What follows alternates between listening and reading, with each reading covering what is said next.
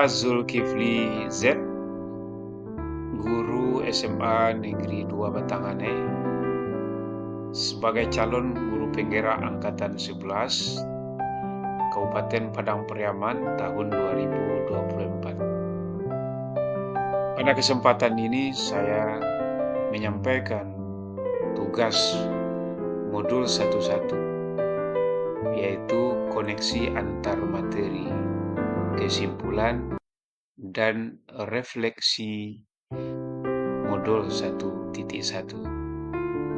tentang filosofi pemikiran Ki Hajar Dewantara, yaitu yang pertama simpulan materi,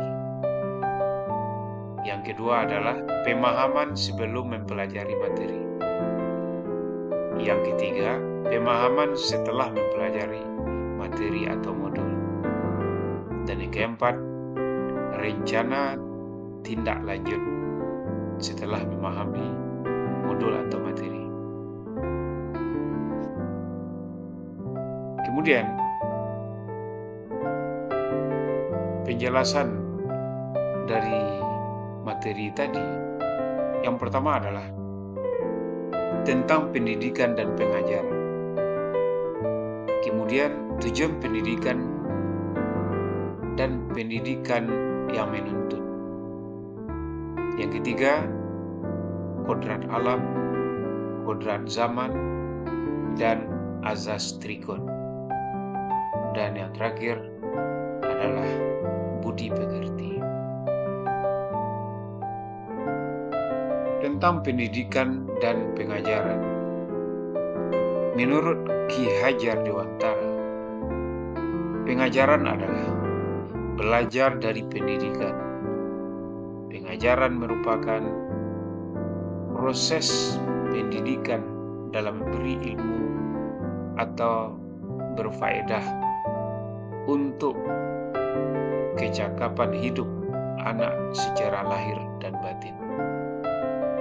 Pendidikan adalah, menurut Ki Hajar Dewantara, proses memberi tuntunan terhadap segala kekuatan kodrat yang dimiliki anak-anak, agar ia mampu mencapai keselamatan dan kebahagiaan yang setinggi-tingginya, baik sebagai seorang manusia maupun sebagai anggota masyarakat. Menurut Ki Hajar Dewantara, tujuan pendidikan adalah menuntun segala kodrat yang ada pada peserta didik atau anak-anak, agar mereka dapat mencapai keselamatan dan kebahagiaan yang setinggi-tingginya, baik sebagai manusia, pribadi, maupun sebagai anggota masyarakat. Pendidikan yang menuntun adalah Ki Hajar Dewantara mengibaratkan guru sebagai seorang petani atau tukang kebun. Guru harus memperhatikan kodrat peserta didik, seperti petani yang menanam benihnya. Misalnya benih jagung, pasti akan tumbuh jagung. Benih padi tentu akan tumbuh padi. Bukan sebaliknya. Jagung yang ditanam, tidak mungkin padi yang akan tumbuh. Jadi, masing-masing benih punya kodratnya masing-masing. Sama halnya dengan anak-anak atau peserta didik. Setiap mereka punya bakat dan minat masing-masing. Maka tugas guru lah menuntun, membimbing, dan memfasilitasi setiap bakat masing-masing anak. Begitu juga seperti petani tadi. Tugasnya adalah menyiapkan lahan yang subur, menyiram, membasmi hama, memupuk, dan lain-lain. Guru juga begitu, memberi semangat, membimbing, memotivasi, memfasilitasi, dan lain-lain. Kemudian, tugas guru sebagai pendidik adalah menuntun. Peran guru dalam proses menuntun menurut Ki Hajar Dewantara ada 3. Yang pertama, ingarso sung tulodo. Artinya di depan memberi contoh atau teladan. Ing madio mangun karso.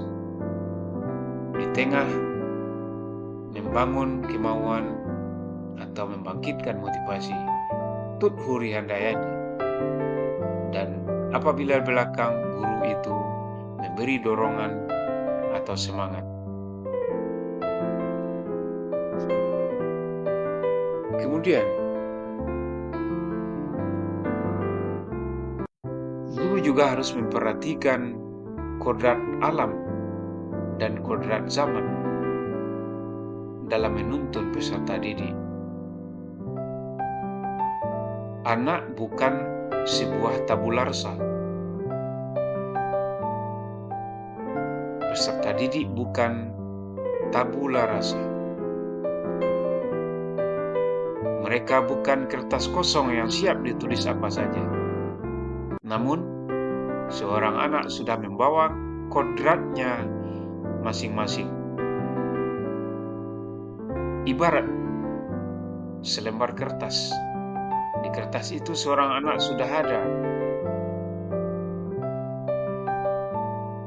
tulisannya yang samar-samar.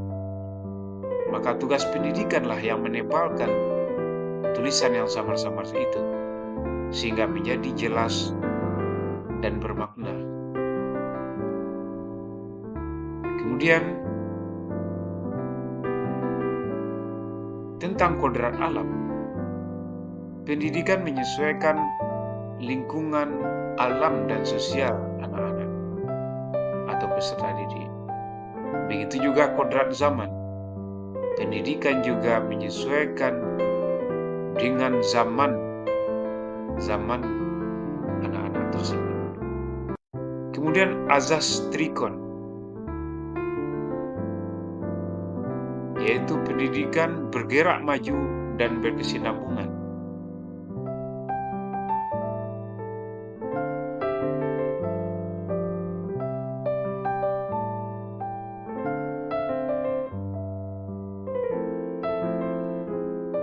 Kemudian pendidikan yang menghamba ke siswa. Artinya pendidikan yang menuntun dan akan mewujudkan pendidikan yang berpihak kepada siswa.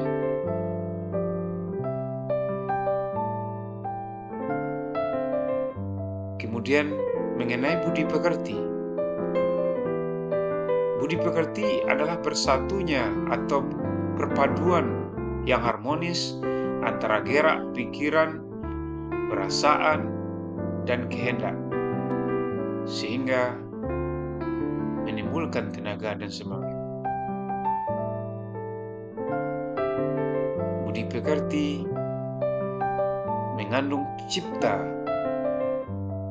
rasa, karsa atau karya, dan pekerti atau tenaga, dan akhirnya menghasilkan keseimbangan.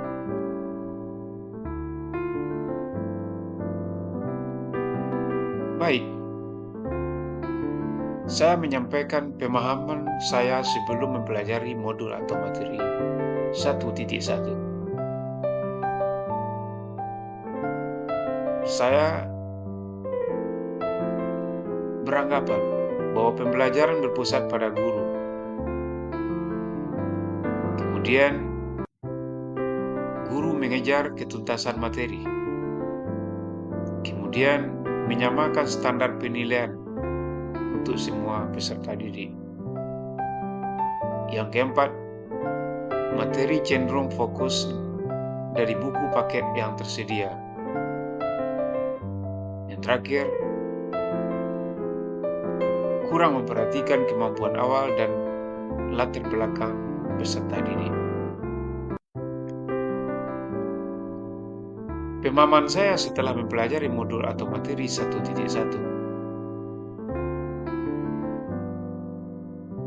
Saya berkesimpulan bahwa pembelajaran yang berpihak kepada anak, bukan mengajarkan tetapi menuntun anak dalam pembelajaran. Bukan mengejar materi tetapi lebih fokus pada kebutuhan siswa.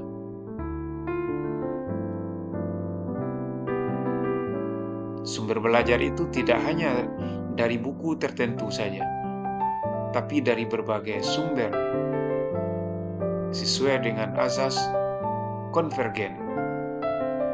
Proses itu lebih penting daripada hasil. Terakhir, rencana tindak lanjut saya adalah melaksanakan pembelajaran yang berpihak kepada siswa, yaitu pembelajaran yang menarik, melaksanakan pembelajaran mengaktifkan siswa, serta menyiapkan media pembelajaran yang beragam. Kemudian memperhatikan aspek psikologis, latar belakang siswa, dan kemampuan awalnya. Terakhir, memperhatikan sistem AMONG dalam pembelajaran.